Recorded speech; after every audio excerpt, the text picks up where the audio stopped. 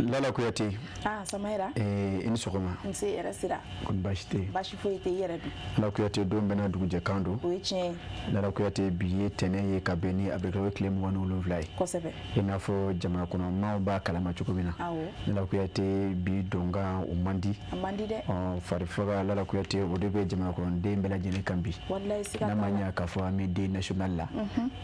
Jamukan koni anake. Lala Kuyate dola ani don tota umanga kekele.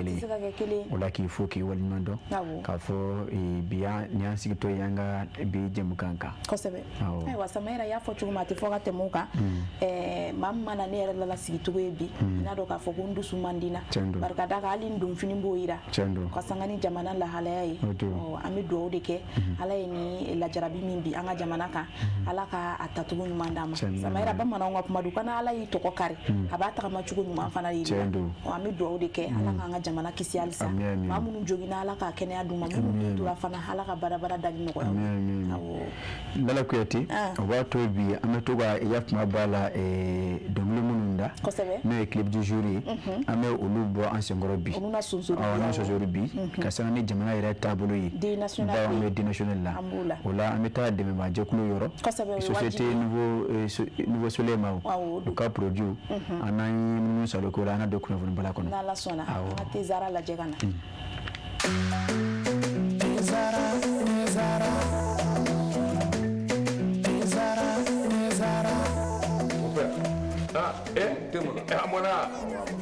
Gani dey abe min wuli tasuma kawa mon père Mali bɛɛ bɛ ni nene bara ni ni infusé ka ji kala ka kɛ te kan o nene tiɲɛ la mon père Mika te jumɛn ani n b'o kundo d'i ma te zara mon père an bɛɛ bɛ ko kelen na sa dɛ nin y'a kumaba ye e fana bɛna surprise k'i ye nin dɔn wa a bi yan a mangani sisan kɔni i ye teko jara te zara tew ka te de a bi san 30 bɔ ni tɛ wɛrɛ bɛ nin den u y'a dilan kura ye ka segin ka na n'a ye k'a kɛ nin goroko in kɔnɔ wa ne b'a infusé de min mɛ min bɛ yen i hakili to a la a bilenma o a jɛma o ni den tiɲɛ tew ka te sonsan bolen bɛ fali fɛ nka den tɛ jama jɛra ka duwa kɛ te zara ye ma kelen ka danga mɛna budo diɲɛ ala farafidenu jɛra ka duwa kɛ te zara ye ma kelen ka danga mɛna budo diɲɛ ye ala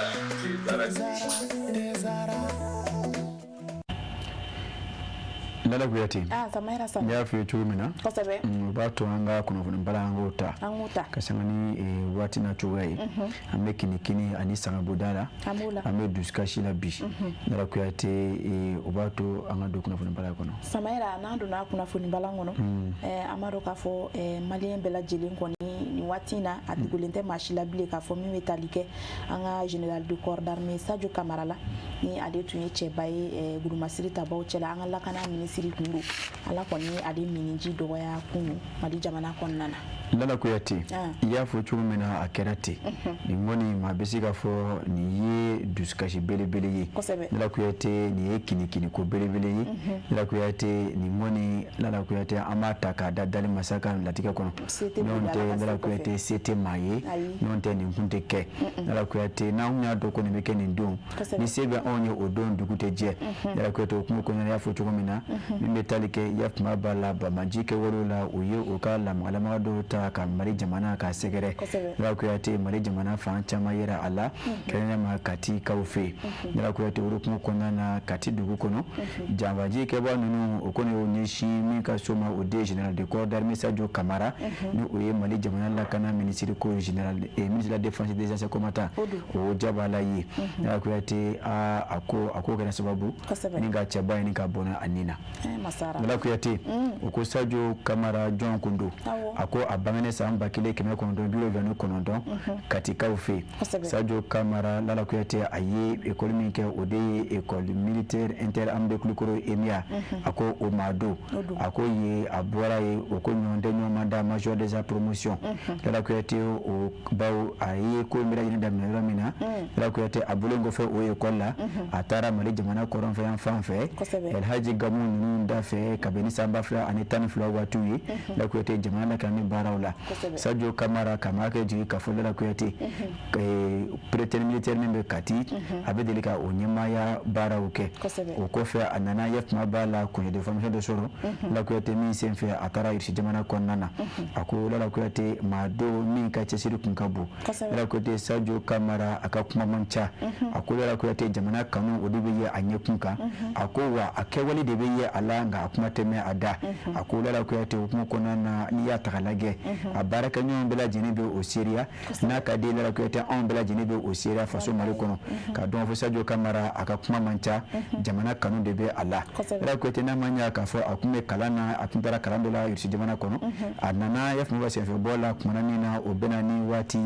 kuma ni na nyinyu uleme ibeka ukafanga no fe akulela kuyate ibaye ka fo ofanga dafiri ukera sababu uyaso wa faso mali kono ayera yafma bala ubara nunu chama la kuyate urebe sababu dana kata kada aka kado mali jamana gouvernement ukonnana kata kake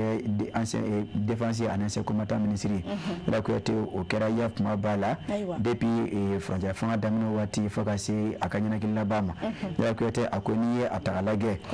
ako Sadio Kamara ako joraba kume ala mali jamana wul masiri tabaw ulun barawla ako nakadi baraka nyo membe mali jamana yurisiche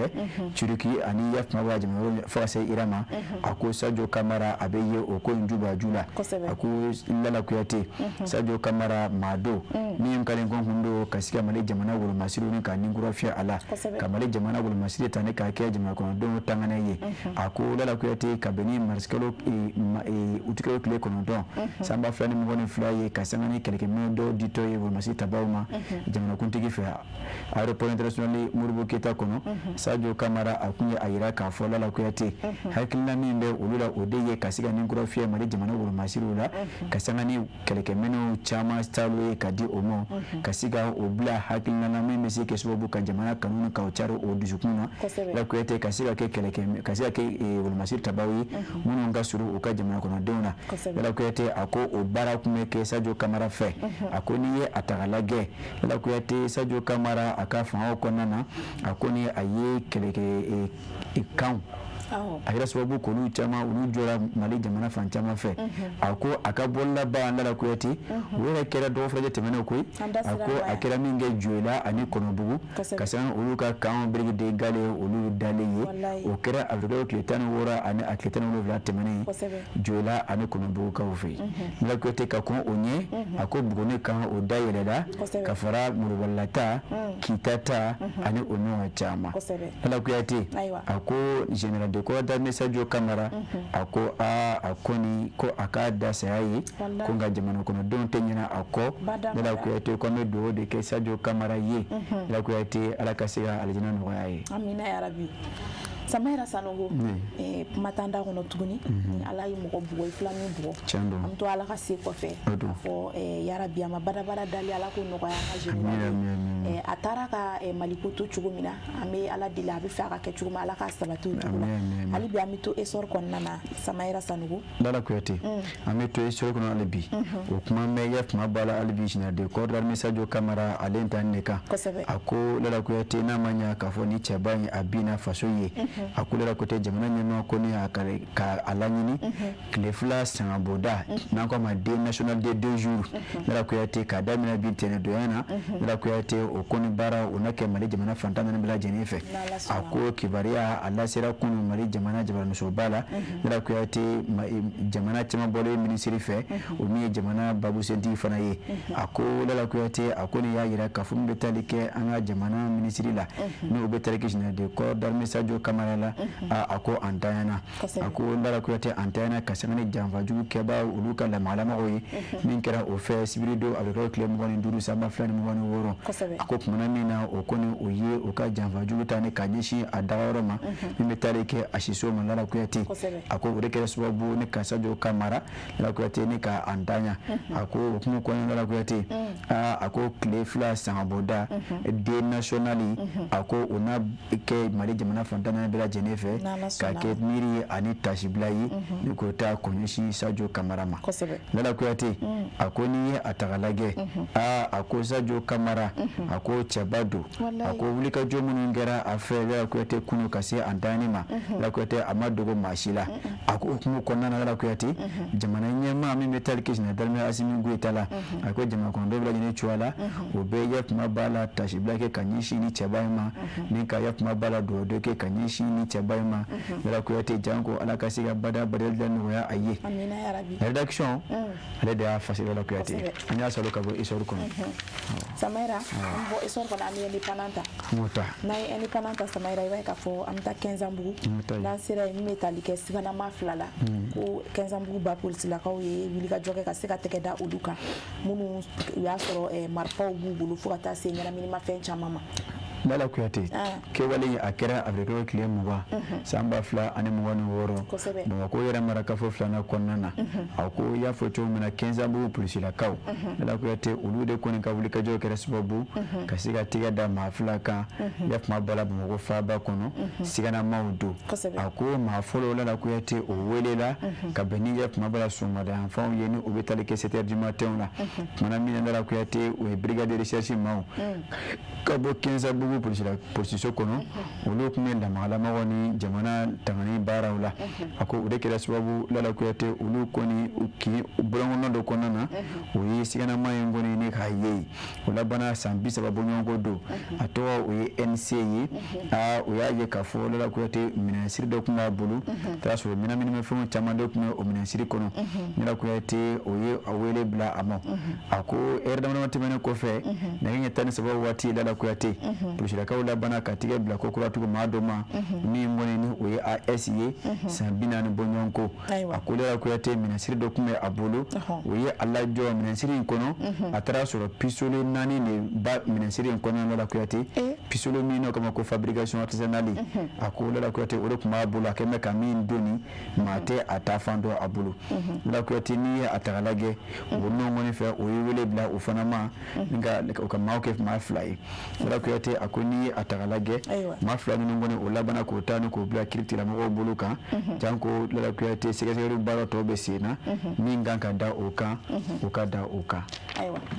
Samaira i y'a fɔ cogo min na a tɛ tɛmɛ o kan an bɛ to indépendant kɔnɔ hali bi min bɛ tali kɛ maaw donni bɛrɛ la so ni o ye couvre-feu ye hakili la ka sanga ni jamana lahalaya ye jamana ɲɛmɔgɔw y'a laɲini k'a fɔ couvre-feu ka kɛ jamana fan caman o kɔnɔna na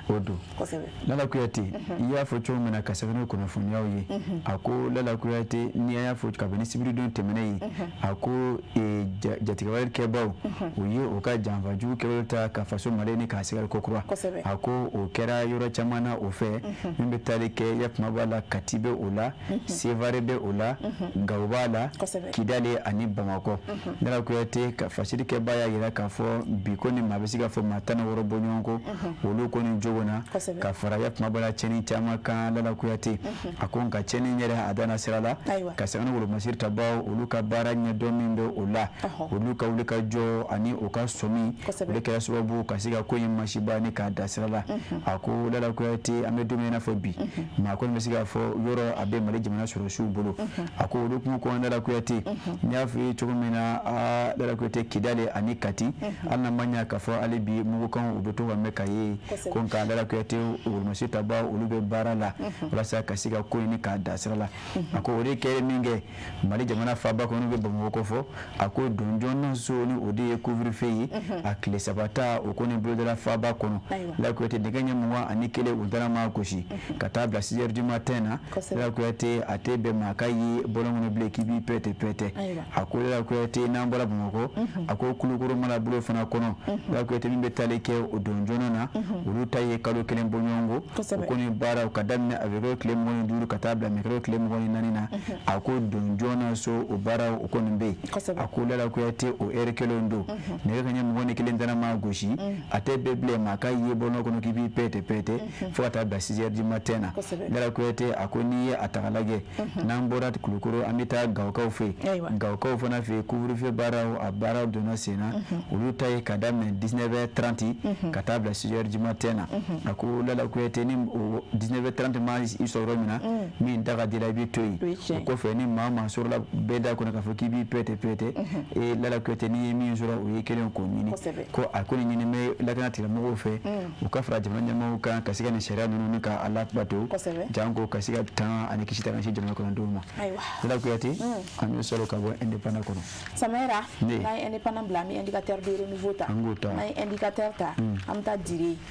n'a sera yen Samara i b'a ye k'a fɔ dire ma ɲɛma olu ye tabale gosi k'a fɔ min bɛ tali kɛ bolimafɛn sen filaw la fo ka taa se moto sen sabaninw ma ko olu kɔni bolili kɔni ko dan sigir'o la fɔlɔ ko fo waati min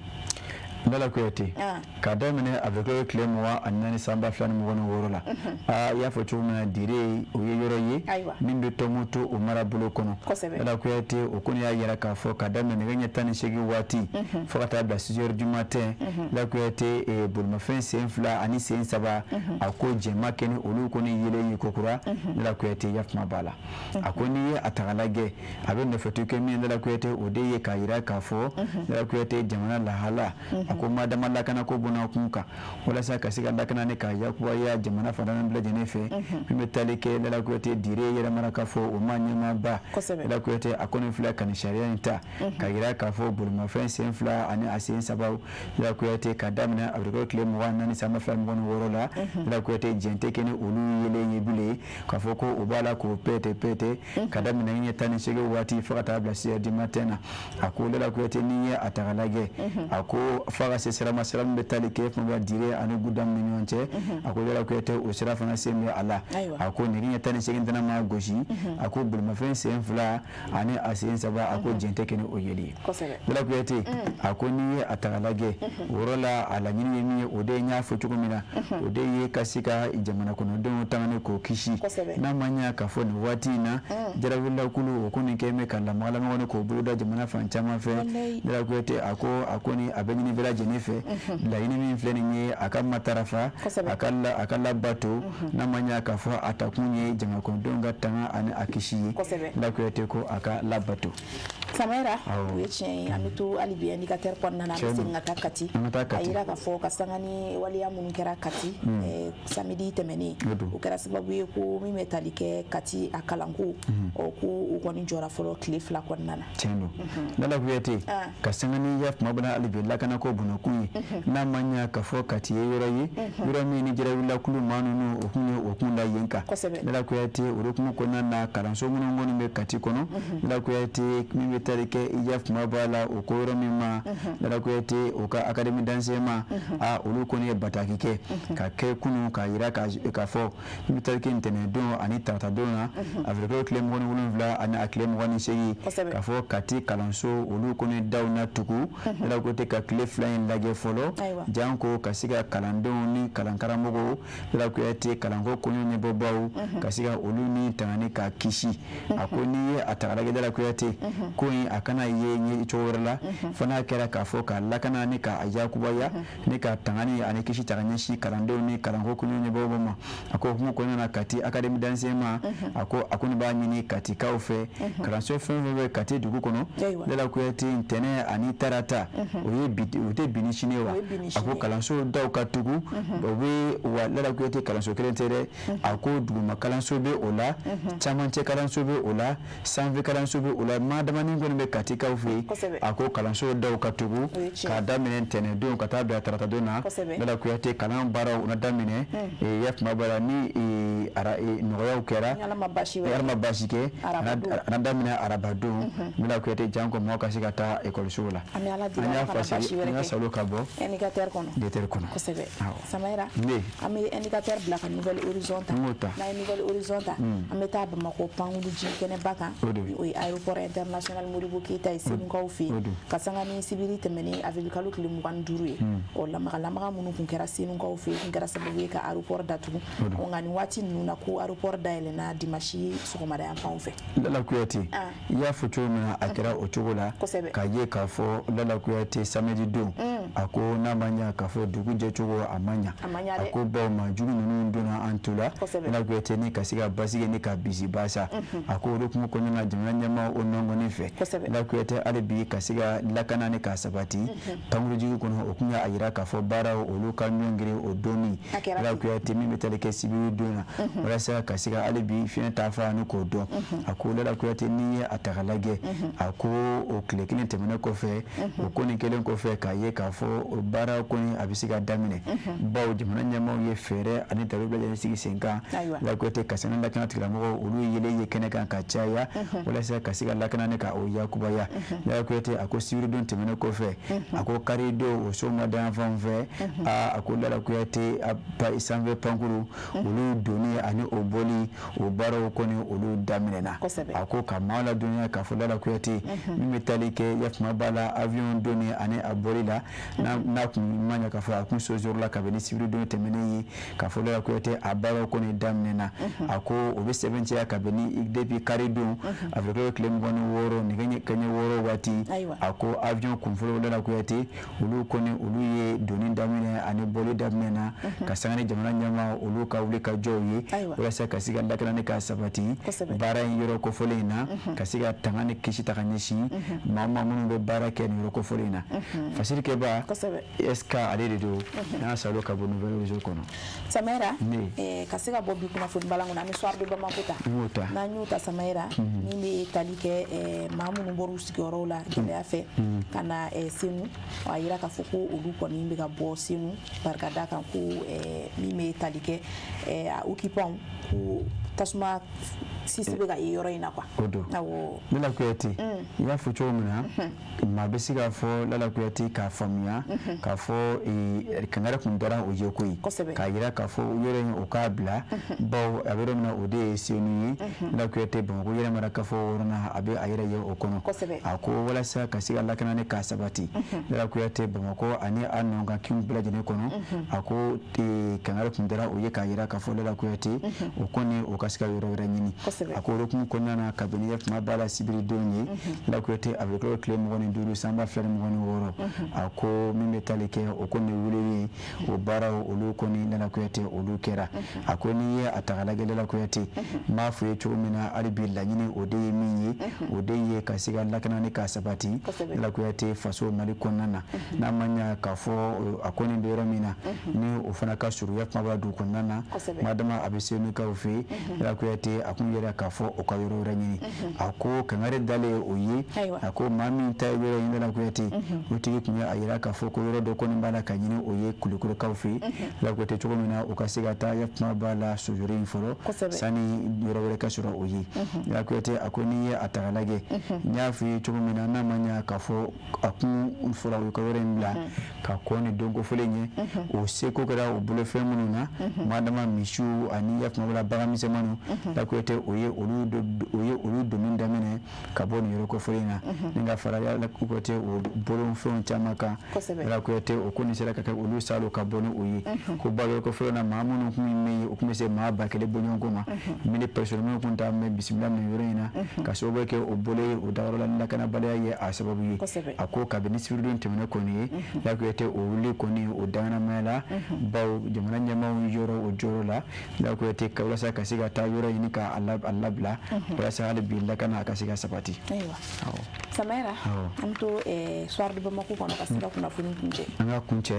an bɛ taa Bajangara o marabolo kɔnɔ an bɛ tali kɛ dugu min wele ko Duru dugutigi a ko a fara maa dɔw fɛ Lala Kuyate maa minnu ma se ka buguna tigɛ Lala Kuyate a ko Duru o ye yɔrɔ ye yɔrɔ min ni a bɛ Bangasi cercle kɔnɔ Bajangara o région Bako don a ko Lala Kuyate n'i ye a ta ka lajɛ a ko la kuyate ma do koni ngala kadi ni watla bayna o kala malamo fana ka chani ko fulina ka sangane faali che jugu ani ma do mene ka tunu oye ako regla sababu avec le clé moi ani nani samba flam boni woro ako metalike duru dutila musa sagara ya foto mina sege uyela maraka fokono bangasi sereklu bajangara uyela maraka fo bakono la kuyate afara ma do fe mamuno masika bugono tige ako kuma mina abala ka bo bajangara dugu kono ka kunda aka dugu kan la kuyate kono funa yira ka fo la kuyate ani wula d'enfant fait après midi akolo mino comme ko pelu carrefour akolo ko fulena ani ma do bena ako ma fla kuno la kuyate munu ngeme ka onyebu mu ko sebe ako kuma nyodo gon temene ko fe woni nyonche wala bana ka marfachi akumule yamfana la kuyate ni ka kise wule ala ni ka sura ka laba boromi ngumbe abulu telefoni ala kuyate ni ka bulu oluyi toroba no ngoni fe akone ayejieto akole la kuyate ni atakalage akone ba yira ka fo ale bin yoro ko fulena ko makanga janto ayirala madama da kana ko buna kunka la kuyate yusufu konati le da fasiri aywa samaira la kuyate ami do okay nya foto na bita al-islam su de la bi bitan moni ne techo balade mai wure ti fasiri ana bancho la wato an ta tejara kunflana amutola so ka singa do ka dugu kan ho ngo konnana don bena do jekando odo samaira ine tezara de ka kenya ani lafiya sabati bela jeli farkolo la akadi ko jugu nebia geren baro be nyaga wa bela jeli nyeda be wala wala mu ye lemi kabantoran bela jeli me nisodia nuko jone starire mais awa kuma ga chansa ne de stari ne kadi wa me dumuni tinya ne de lezarai ne kadi demisanu ye wa mokokorobaw kerebete ka autone minina abaw kolo sigi ka o modia o de yato ne kadi demisanu yo kosebe aw yɛrɛ fɔ jumɛn ka di ani jumɛn bɛ n'an cɛɲa ne de don tomate concentré zara ne kelen pe dɔrɔn awɔ nka an bɛɛ de sara n'aw ko dumuni sanuman caman a ye tobiliko la sanbalaɲɛ sugandi n'o ye zara ka dumunifɛnw ye a bɛ sɔrɔ mali feereyɔrɔ bɛɛ zara ye nouveau soleil SARL ka produit dilannenw ye lala kuyati antara nana kosebe o ba to ngado dugu kuma kwana do kwana na rubrique société kon o ba to yara kuyati ni wati na amadu mala ka fo jamano nyama o kasane fundeni kosebe o funa kunya nyini ka fo lala kuyati kasiga sunyala mado do kalanko buna kunka na kerati kasiga ni yara mado do ne erkola do kun temena an manala kan ya fu tin kan konna o la lala kuyati bi kasiga ko ngoni ka kara suna an la ka do kalanso konna na lala kuyati ka damine kalandona kasi kole karamogo ekol sotibu ani kalanko ko nyabaw ani obiaje ne baruke ola ndala kuyete biaje na khayeta do ola amada mine ekol dona ekol donga hakilna mi yenu ngoina ka foka do site 30 ka bom de 30 o yemi sura ola ante nyamada tangu nyamada otibasi anga problem tise ka ban ka da do bila loni fon kan bon ni fara ko anga wula fɛnw bila a bɛ jouer programme kan a bɛ ato programme tɔ tɛna la ban yɛrɛ ka da vraiment cours mun kɛ wula fɛnw na no o cours nun jɔra donc maître mun kan ka cours kɛ be matière mun kan ka kɛ o wula fɛnw na obligatoire olu bɛ jɔ parce école eru yɛlɛmalen a bɛ se ka jouer écoledenw kan parce que école maître tɛna se ka tila programme na ka bɛn ni examen ye wa écoledenw yɛrɛ tɛna se ka leçon ta ka bɛn ni examen kɛ wagati ye o bɛ se ka kɛ eri sariya eri yɛlɛmakun kɔlɔlɔ dɔ ye funteni bɛ écoledenw kan écoledenw kan ka to ka ji min wa u kan ka to ka bɔ ka na fiɲɛ dɔɔni minɛ walasa k'u ni lafiya n'an taara so comme tile ka farin denmisɛnninw man ka to ka bɔ nin wagati na tile ka farin mɔgɔ kan ka to ka jibari min walasa funteni kana se ka ji min bibi na Mali kɔnɔna na funteni barika ka bon kojugu donc an ka école y'a obligé ka heure dɔ tigɛ ka bɔ an ka heure la quoi ko an ka to heure kɛ so i n'a fɔ sisan n'an bɛ école la an kan ka jigin midi an bɛ jigin 11h30 an bɛ to tɔ kɛ so n'an sera so an b'an reposer n'an reposera wuladani fɛ n'an bɛna école la an bɛna n'an tɛna an b'an ka cahier ta la an bɛ leçon ta an bɛ exercice kɛ donc mɔgɔ sigilen bɛ classe kɔnɔ funteni b'i la i bɛ ka étouffer i yɛrɛ ma donc maître dɔw yɛrɛ b'a fɔ ko a ye taa fiɲɛ minɛ kɛnɛma a ye taa jiw min jibaw min a ka tila ka na a ɲɛna élèves fan fɛ mais maître fan fɛ a man ɲɛ barisa élèves tɛna se k'u ka leçon maître tɛna se k'u ka baara kɛ ka bɛn trimestre walima composition wagati ma quoi donc u ka problème tɛna se ka bɛn n'o wagati ye élèves kɔni fan fɛ olu bolo a ɲɛna.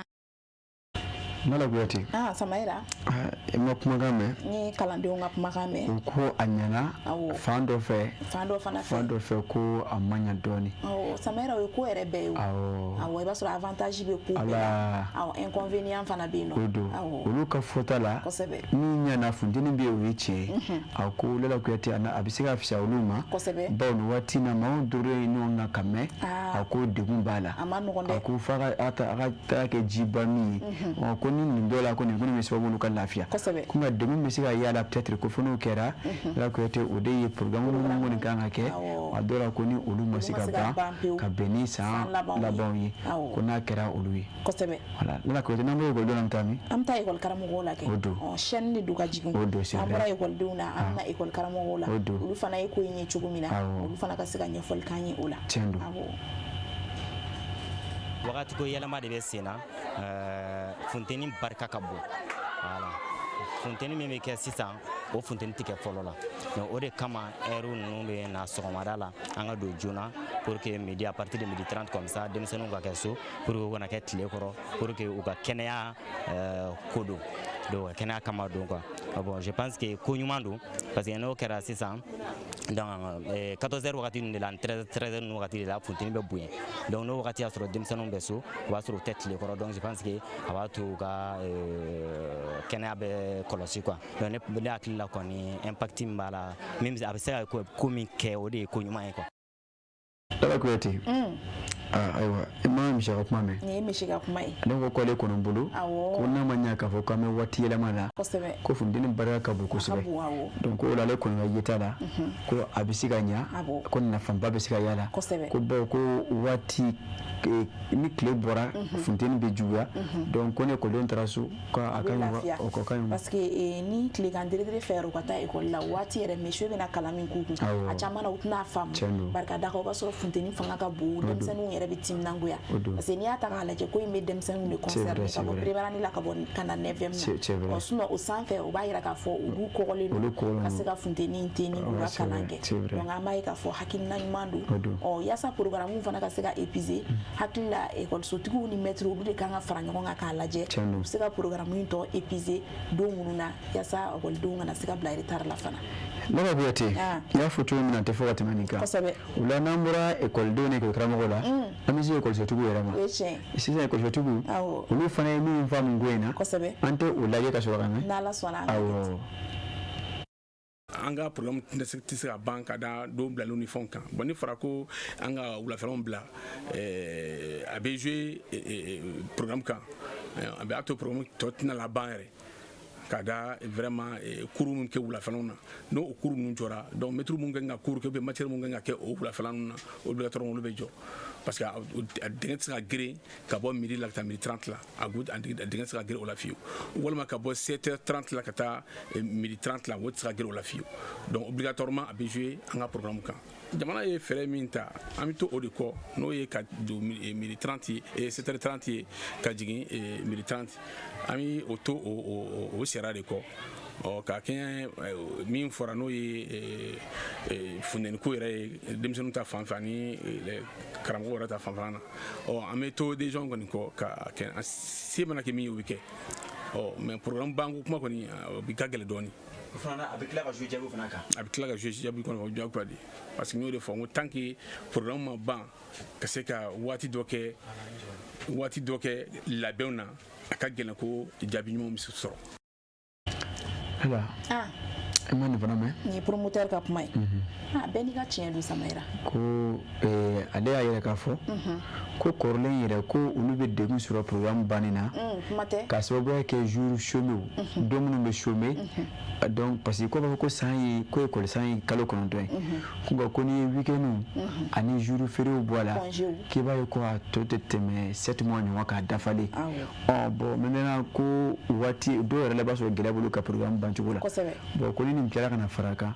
olu seko ma kɛ min ye ko nin b'o kɛ donc yanni san laban ni cɛ donc ko quand même jɔrɔ dɔ bɛ se ka ye olu la o de ye k'a fɔ est-ce que programme bɛ se ka épuiser à temps wa donc ko o kɔni ko mais jamana ɲɛmɔgɔ ye ɲɛmɔgɔ de ye n'o ye min fɔ n'u y'a bila yɔrɔ min na an bɛ t'o kɔ donc o labatoli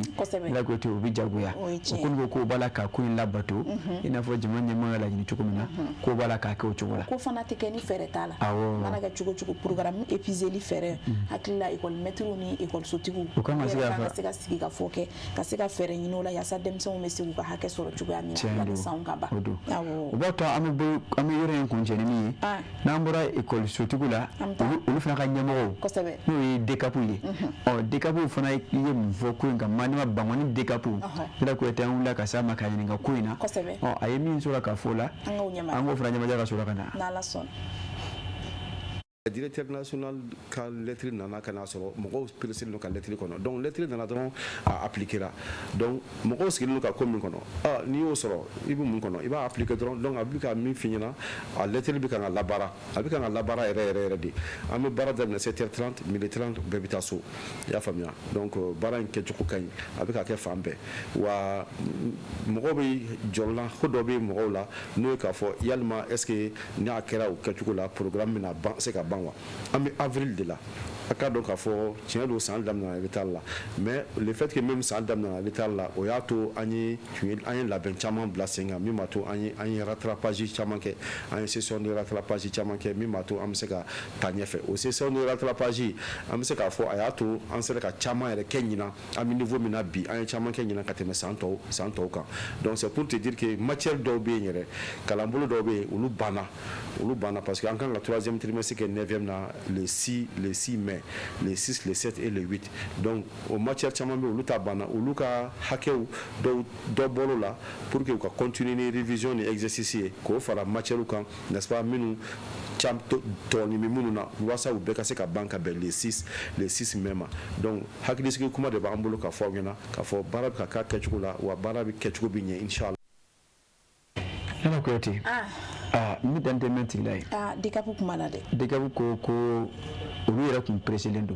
parce que ko nin tɛ ko kura ye quoi u degelen don a la san o san funteni mana se i b'a fɔ nin waati na nin kɛwale bɛ kɛ donc ko o la mɔgɔw kun sigin bɛ k'a kɔnɔ donc jamana ɲɛmaaw nana dɔrɔn donc ka se ka a yamaruya donc u n'o kɔni fɛ olu fana y'a baara daminɛ k'a fɔ ko Bangoni CAP kɔnɔna bi ko Bangoni secteur bɛɛ ani école Bangoni CAP kɔnɔ ko a bɛɛ lajɛlen bɛ ka lawaleya école bɛ don 7h30 ka bɔ 12h30 parce que comme avril la ko en principe avril b'a sɔrɔ caman kɛra programme na ko matière dɔw yɛrɛ épuisera ka ban donc ko olu kɔni fɛ gɛlɛya man ka y'a la quoi voilà donc sisan n'i y'a jateminɛ ekɔlidenw taara ka na bila fan nin na i b'a ye k'a fɔ a dafalen don ekɔliden dɔw ko a ɲana parce que a b'olu lafiya nka programme banko école maîtres ko a ɲana parce que funteni de effectivement donc a bɛ ekɔlidenw lafiya promoteur dɔw ko a ɲana nka dɔw la olu bɛ ka jɔ programme bancogo la DCAP nana ka yira k'a fɔ olu kɔni bolo nin man ka kɛ dɔw nin ye ko dafalen de ye ne la Kuyate k'a yira k'a fɔ baara in kɔni ne don o de don écoleden école maître école sotigiw ani jamana wala CAP i y'a faamu kosɛbɛ ne la Kuyate an bɛ taa min ayiwa an bɛ bɔ an ka dugu kunkanko kɔnɔ rubrique société sisan an bɛ don an ka farikolo ɲɛnajɛ ale kɔnɔna na an laada tun y'o ye tɛnɛn o tɛnɛn ka na kuma farikolo ɲɛnajɛ ale kan o siratigɛ fɛ min bɛ tali kɛ centre association sportive academy JJ Konate sira kɔrɔ Megitana n'a ma ɲɛ k'a fɔ y'a fɔ cogo min na tɛnɛ doyan fɛ an bɛ ya kuma bɔra ni waati ni kɛrɛnkɛrɛn fɛ ko ɲɛnajɛ ye o la an b'a la ka daminɛ kutubu ka sɛgɛnɛ baaraw ta cogo ye o la an baarakɛ ɲɔgɔn Ibrahima Bani Ala kuyate a ye somɔgɔ sanu min sɔrɔ ka bɔ centre in kɔnɔna na ni aw an tɛ jɛ ko ɲɛmada ni an ye siga kɔrɔ nege tanna Bamako sigida 6nan na an bɛ association sportive académie JJ Konate a SADEC olu kumaw ka internat na ni y'a dolantanaw dege karamɔgɔ u jigintɔ ye don ka mobili kɔnɔ k'u kunda u ka degeyɔrɔ kan ni y'a SADEC ale ta ka jateminɛ a sigira sen kan octobre kalo tɛmɛnen an y'a ye denmisɛnninw caman bɛ yen nɔ i bɛ taa sɔrɔ balontan u bɛ se balontan na bon seba t'u ye ka se ka académie sɔrɔ cogoya min na donc an sera an ka président ma n'o ye a tɔgɔ Seydou Konate ni bɛɛ lajɛlen ko JJ Konate to an ye hakilina yira a la ma gɛlɛya don a la a ko problème foyi t'a la an ka engagé kɛra ɲina école ta waati an baaraw bɛɛ sigi sen kan ka denmisɛnninw fara ɲɔgɔn kan ka yɔrɔ ɲini k'u bila yɔrɔ la donc ka terrain ninnu bɛɛ lajɛlen labɛn récépissés de ɲini an ye papier kow de ɲini fɔlɔ olu bɛɛ sɔrɔlen de kɔfɛ an sɔrɔla ka denmisɛnninw fara ɲɔgɔn kan. Foli lase u ka président ba ma JJ Konate ale mu sɔnna k'i kun don tɔn in kɔrɔ. An ka président fo o ye monsieur Konate JJ Konate alhamdulilayi bi kɔni an bɛ fɔ an tɛ se ka fɛn bɛɛ fɔ a kan sans mentir parce que an mago bɛ fɛn fɛn na a b'a las'an ma. Dan t'a ka foli la parce que k'a fɔ ko académie de bɛ ka wari dɔn non président yɛrɛ de bɛ ka nin bɛɛ lajɛlen kɛ an b'a fɔ hali sisan a bɛ ka baara min kɛ ala k'a kɛ si ani kɛnɛya ye a fanga ka s'a kɔrɔ. Ni association sportive académie JJ Konate ta k'a jateminɛ sira kɔrɔ baara daminɛ ni dolantana fɔlɔ minnu ye olu b'u bolo internat na. mɔgɔ dɔw b'an bolo olu bɛ internat na n'olu filɛ nin ye kɛnɛ yɛrɛ kan mais dɔw fana b'an bolo an ye compétition dɔw kɛ ka texte dɔw kɛ o fana mɔgɔ bɛ attente la kɛrɛfɛ 15 personnes ɲɔgɔn na donc olu kan ka wa texte tɔ laban semaine wɛrɛ. avril kalo tile 26 SADEC ale lancement ba kɛra mun kɔfɛ u minnu bolo bɔ ka dolantana wɛrɛw ɲini alasa k'u ka tɔn ka dili don hali bi. sisan catégorie min b'an bolo o ye pipiw ani poussinw ye mais an bɛ ka catégorie ɲini fo catégorie 3 I12 I15 ani I18 sarali b'a la donc n'i bɛ fɛ an bɛ denmisɛnnin ta fɔlɔ k'a daminɛ san 7 ka bila san 22 la donc i ka kɛ fana denmisɛnnin mun bɛ école la bon hali n'i tɛ école la n'i nana an fɛ yen i bɛ se ka kalan kɛ cogoya min na an b'i dɛmɛ o fana sira kan. Balontannaw tun nimisi wasalen don u ka nali la SADEC la u n'u b'u ka dege karamɔgɔw ni ɲɛmaaw bɛɛ lajɛlen fo. An ye texte de kɛ ka sɔrɔ ka na yan nɔ entraîneur bɛ ka baara kɛ a kɛcogo la an bɛ internat la an siyɔrɔ ka dumuni programme tɛ yen an b'an da ka reposer u b'an ta ka taa terrain na sɔgɔma an bɛ taa école la an bɛ na 14h n'an banana u b'an furakɛ fɛnɛ a ka di ne ka kɛ balontanna ye équipe nationale la ka jouer Mali fɛ k'an fa nafa k'an ba nafa k'an sigira bɛɛ nafa. entraînement kɛcogo ka ɲi an ka coach bɛ mun yira n na an b'a kɛ kɛcogo la u ka baara tacogo ka ɲi nɔ foli bɛ président fɛnɛ président an bɛna fɛn o fɔ a b'a ka ɲi balontan man di mun ye ni bɛ se ka mun fɔ ye u ka n'u inscrit académie JJ Konate la. école don na donc an bɛna 16h comme ça donc an bɛ jigin à 18h donc ni don min tɛ kalan an bɛna 15h donc à 18h encore an bɛ jigin ka taa so. ɲɛmaaw ni dege karamɔgɔ u b'o foli fana kɔma sigi dolantannaw ye ka sababu kɛ u bɛ ka progression min kɛ u b'olu nisɔndiya. a fɔ bɛɛ n'a ka étape de don donc ni min ta waati bɛ o de an bɛ baara kɛ n'o ye parce que an bɛ baara minnu kɛ la a l'entraînement an bɛ ka min kɛ n'an ye match amical kelen minnu sɔrɔla ka kɛ donc u bɛ an bɛ jaabi dɔ sɔrɔ fana la quoi kumakan kɔni m'anw fɛ ka f'u ye juste ka toujours ka dɔ fara baara kan fɛn min bɛ f'u ye o k'o lamɛn min bɛ f'u ye o k'o kɛ. folikan b'an bolo ka lase den somɔgɔw ma donc hali sisan an bɛ mun ɲini u fɛ dɔrɔn u ka fara an kan ka denmisɛnninw ka éducation n'u ka progression an ka se ka kɛ ɲɔgɔn fɛ parce que souvent an b'u bila ka taa weekend na n'u bɛ weekend na u bɛ parents ka bolo de ka bɔ parents u k'u hakili t'u la kosɛbɛ. kɛjɔw bɛ sen na hali bi alasa dolantanyɔrɔ ko fo ka taa se internat wɛrɛw ma u bɛ se k'o sɔrɔ cogo min na k'u ka tɔn yiriwa. an yɛrɛ ka école fana an'an ka terrainba sadeba yɛrɛ bɛ ka jɔ internat b'an bolo bon mobili b'an bolo an ka internat filanan yɛrɛ fana filɛ an kɔfɛ an kɛrɛfɛ yan o yɛrɛ bɛ chantier la bon o bɛ finition yɛrɛ niveau la sisan itinéraire t'an ni mɔgɔ cɛ fɔlɔ mais an ni mɔgɔw bɛ kuma na kɔfɛ ani mɔgɔ bɛ kuma na kɔfɛ partenaire ko la i n'a fɔ Faransi i n'a fɔ Espagne bon pour le moment n'o fila bɛ kuma na bon ni Allemagne fana b'a la quoi. Manya président ale jɔyɔrɔ ka bon kosɛbɛ tɔn ɲɛta baaraw la kɔni bɛ match amicaux de kɛ k'u ka dɔrɔntanaw sen dili don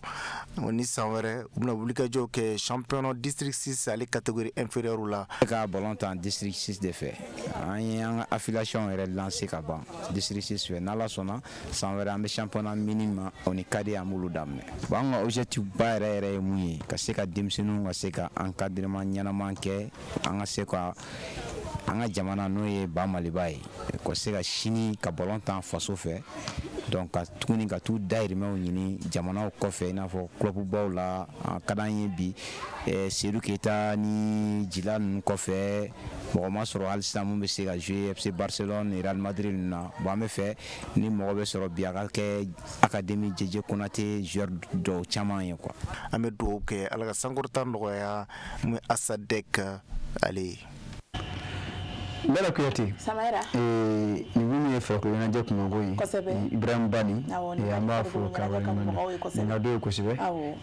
an kun bɛ k'o deli nin na kosɛbɛ wallahi don an fɛ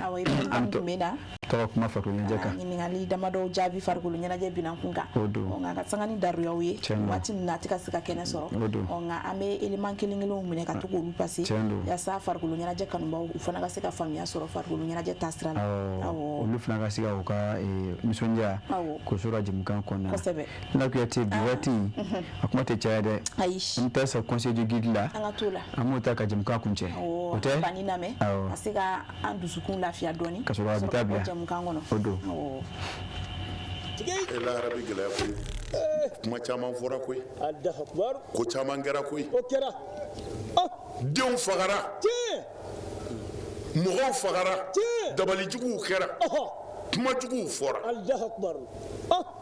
o kiiri tigɛyɔrɔ bɛ chauffer dɛ mais silamɛw sirannen Jibrila nana aya jumɛn di kira ma a ko wa anjayna allazina amanu ko silamɛw k'u hakili sigi ko minnu dara ale ala la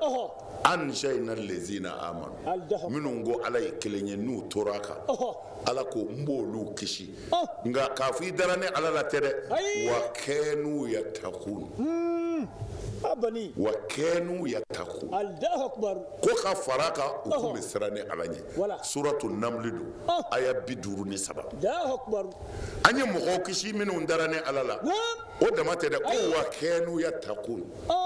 u ye ne ala ka daw bonya n k'u ka min to yen o y'a to yen ala ko an ka min to yen an k'o to yen dɛsɛ kɛra nin de fɔli la ka mɔgɔw nɛgɛ dɔrɔn Kuyate Samaira bita kosɛbɛ an k'o bila yan an k'o kuncɛ yan nɔ don bɛ mankan bi ni tɛnɛn tɔw fana tɛ kelen ye hakilila kanubagaw yɛrɛ b'o faamuya an bɛ segin ka bonya ma segin foli d'u ma fɛn fɛn y'i sigi jabaranin kɔrɔ ka sanga ni jamana lahalayaw ye nka u y'a kanu ka se ka jɛmukan ye ka a ɲɛmada an b'u fo k'u barikada k'a fɔ an sera ka ninnu de fara ɲɔgɔn kan jɛmukan kɔnɔna na n'ala ma basigi an na n'a ye sini yira an na olu ni anw an bɛ ɲɔgɔn sɔrɔ yan ka se ka jɛmukan kura banna Samaira an bɛ dugawu kɛ jamana ye hali bi jamana bɛ gɛlɛya min kɔnɔna na an b'a dɔn k'a fɔ ala ka lajarabiw don nka an bɛ ala kelen deli ala ka se k'an bɔ lajarabi in kɔnɔna na a ka se ka jamana in jugu walahi ala k'u seba fanga ani sebaya ala k'o di an ka finitigiw minnu ni tora faso in kuma bɔli la an bɛ dugawu de k'u ye yarabi badabada dali ala k'o nɔgɔya u ye k'u fara se dusu kan minnu fana joginnen don ala ka kɛnɛya ɲuman d'u ma u ka segin u ka denbayaw la ka t'u ka denbayaw ɲuman sɔrɔ Kuyate y'a fɔ cogo min na an b'i fɔ k'i waleɲuman dɔn ka bɛɛ lajɛlen fo Mali kɔnɔ ani Mali kɔ kan Kuyate minnu sigi bɛ ka ɲɛmada jabaranin ma ka sanga ni jamukan in ye k'a fɔ an sera ka min fara ɲɔgɔn kan bɛn ni bi donya ye o de ye nin ye ne la basi kɛ Dala Kuyate an bɛ ɲɔgɔn sɔrɔ yan sini nin waati kelen in na walasa ka se ka jamukan kura ni k'o maana ala ka kilela d'an ma amina ya rabbi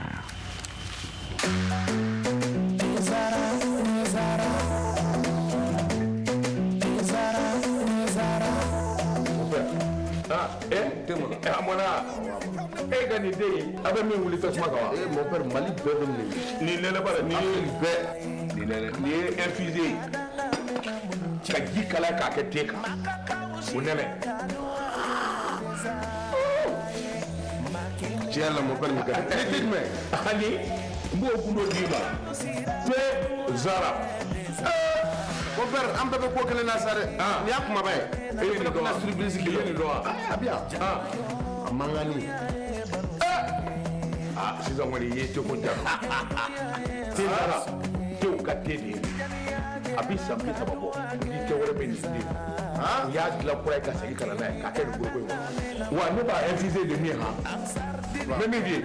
i hakili to a la a bilenman o a jɛman o nin den ye tiɲɛ ye tew ka te sonsan bɔlen bɛ foli fɛ nka den tɛ jama jɛra ka duwa kɛ te zara ye